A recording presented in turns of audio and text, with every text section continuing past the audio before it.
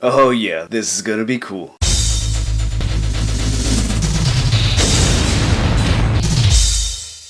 Metal Driver here, and today I am not doing a single figure review or a 2-pack. I am looking at the WWE Elite Raw 30th Anniversary box set, which includes 3 figures. That is the 1-2-3 Kid, Razor Ramon, and the Undertaker. On the side, we get an image of all 3 wrestlers, then on the back, we get another image of all 3. It says,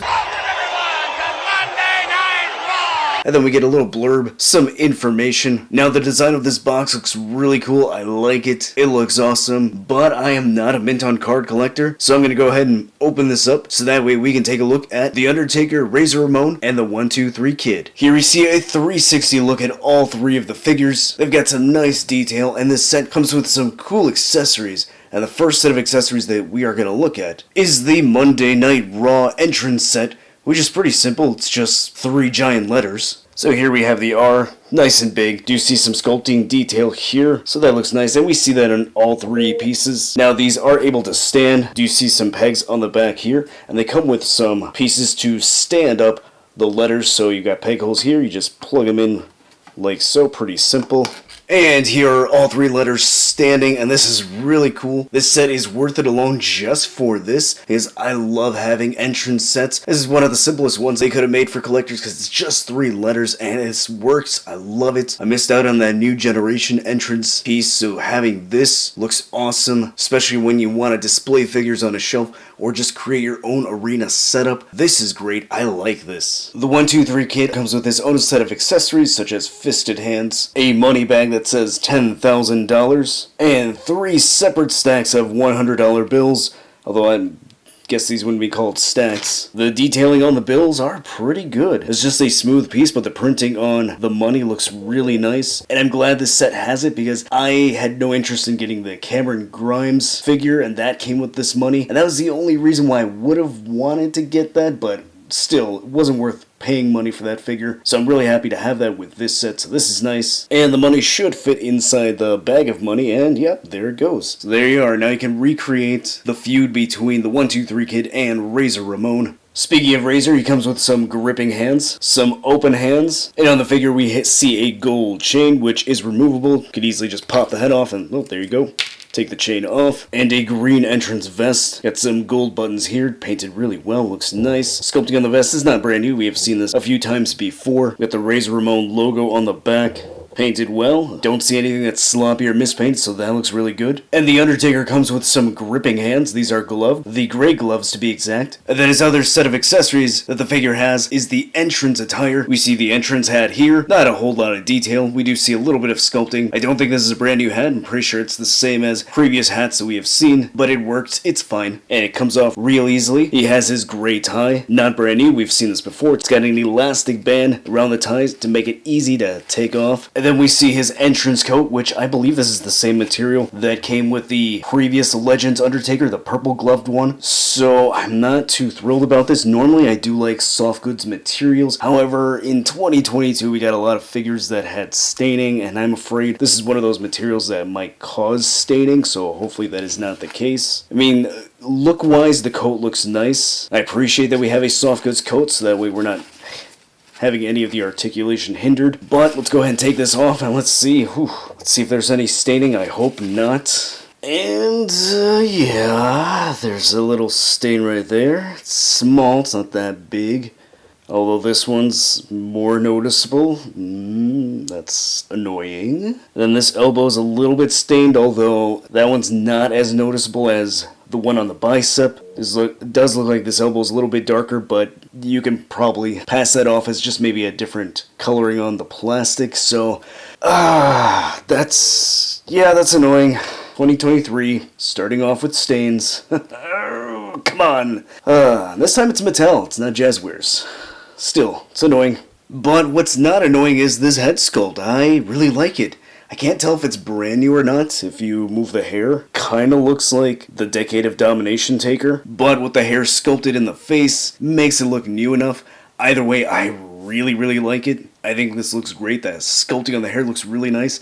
I like that they went with a brown color instead of black. The paint on the face, well, at least parts where you can see, looks really good. The facial hair looks good. The eyes look good. The dark makeup around the eyes look really good as well. And the sculpting on the hair just looks really nice. I think Mattel did a great job capturing the likeness of new generation Undertaker. Now, the face does look a little bit tan, and we'll see that with the arms in just a little bit, so that's a bit disappointing that they went with that skin tone. Looking at the upper body, this is not brand new. We have seen this before with the Decade of Domination Undertaker, so it's fine. I like the torso, looks good.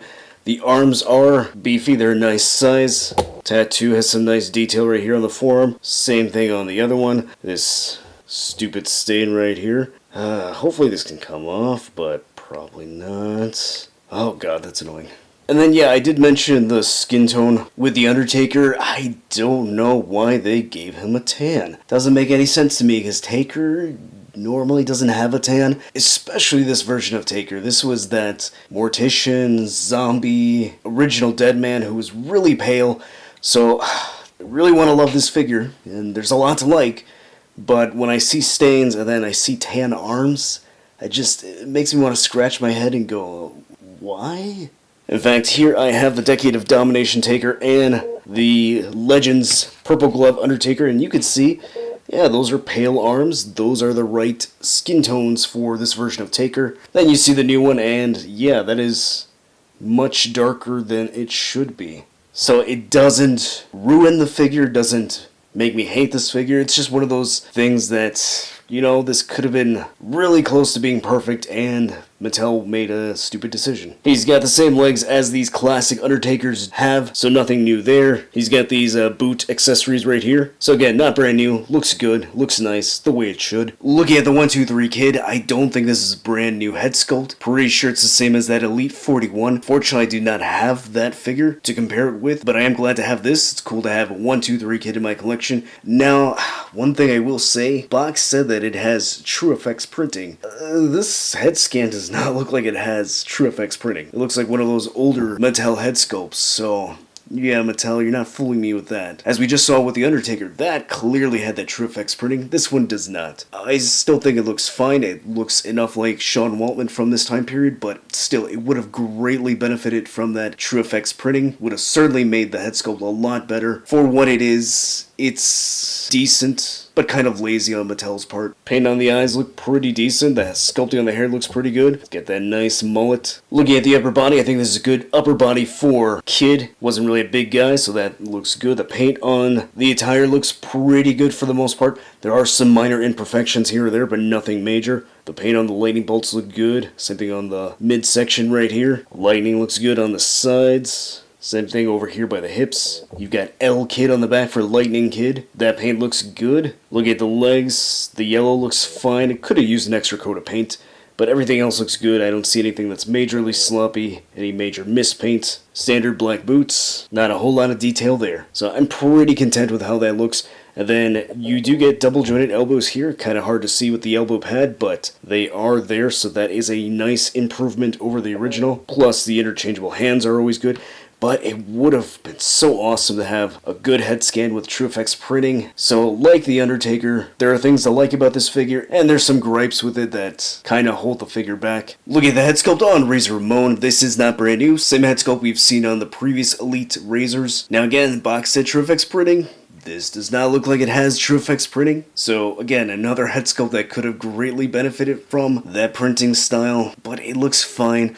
In this case, I will cut Mattel some slight slack, considering we are getting an Ultimate Edition coming out pretty soon. So that one has some new head sculpts, and that one has True Effects printing. But the 1-2-3 Kid, that should have had the updated head scan. The paint that we do get on the face looks pretty good. Eyes look good. The facial hair looks good. Teeth look good. Nice, gorgeous mullet. Some nice body hair looks really good. Painted really well. I think this is a fine torso for Razor Ramon. Good looking arms, double jointed elbows, so I absolutely love that. And I love that he comes with some thumbs up hands. I think that is perfect for Razor. That is something that every Scott Hall figure should come with. So I absolutely love that. I'm happy that Mattel included those hands. This Razor features green attire, so he's got green trunks with the Razor logo. Looks pretty good. Razor's on the back. Could have used an extra coat of yellow paint, but It does not look sloppy, so that is good. And almost forgot, green elbow pad with razors here, painted nicely. And then we get some green knee pads with razors on them, and some green boots. Going over Razor's articulation, the head is on a ball joint. It looks that high up, that far down, can tilt and turn side to side. Shoulder goes that high up, rotates all the way around. There's a bicep swivel. Double jointed elbows hindered slightly by the elbow pad. A swivel and hinge at the wrist. He crunches that far forward, goes that far back. Waist swivel, that's... Ooh, that was stuck there. Legs go that far out, that high up. Thigh cut.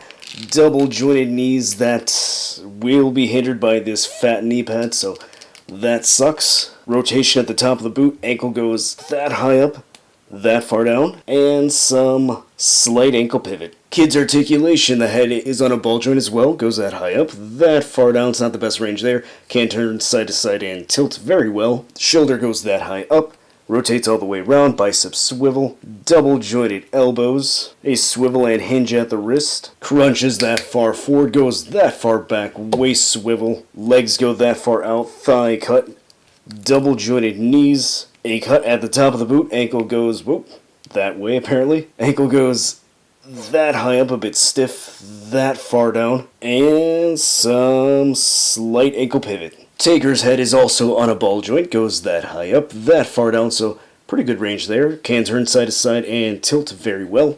Shoulder goes that high up. Let's see if he goes a little bit higher. Nope, that's about it. Can rotate all the way around, although you will have to move it at an angle because of the plastic shoulder piece here. Biceps swivel, double jointed elbows, so great range there. No elbow pad to hinder that. A swivel and hinge at the wrist. He crunches that far forward, goes that far back. Waist swivel, legs go that far out. They go that high up. Thigh cut, double jointed knees. Rotation at the top of the boot, then the ankle goes that high up, ooh, there we go, that far down, and some, well, barely an ankle pivot. Here is the new Raw 30th Anniversary box set, Undertaker next to the Legends Series 9 Purple Glove Undertaker figure, and yeah, you can see the difference in the skin tone, and again, not sure why Mattel went with that tan for Taker. Then here he is next to the Decade of Domination Undertaker figure. And just as a quick note, this Taker came with a coat that does not stain the figure. So I'm not sure why Mattel didn't go with that coat. Instead, they went with the Legends Series 9. As we see on this figure right here, there are some stainings, so that's annoying, that's frustrating. And speaking of that coat, here's the Undertaker wearing that Decade of Domination coat next to Paul Bearer. And yeah, as I mentioned, this coat would have been great for this Taker. We wouldn't have had any staining issues because this coat has been released a few times before. No stains, so yeah, this would have been better, Mattel. Would have been better. Here's the new box set, Razor Ramon next to Legends Series 7 Razor with the blue attire. And as I mentioned, I don't have Elite 41 1, 2, 3 kids to compare with the new kid figure, but here he is next to Razor Ramon. This Target exclusive 3-pack set is really cool. I absolutely love the fact that we get this Raw set. Yeah, it's 3 letters, but hey, it's accurate. That was the entrance set back in the day, so that alone got me excited to buy this pack. Now, as cool as it is, as much as I am enjoying it, I would be a liar if I didn't say that there were some issues, because this is not a flawless set. Starting with Taker, he's got the most issues. He's got stains on his arms, which, as much as I would hope that this is not a widespread thing, probably is going to be. And that's mainly due to the coat. If I'm not mistaken, I think that coat also stained some of the Purple Glove Taker figures out there. And as you can see, Taker right now, he's wearing the Decade of Domination coat. Mattel could have easily given us that coat instead to prevent any staining issues, but they did not go with that one. And then the other issue that I have with this Taker is that he's got a tan. He should not have a tan. He should be very pale. But despite those issues,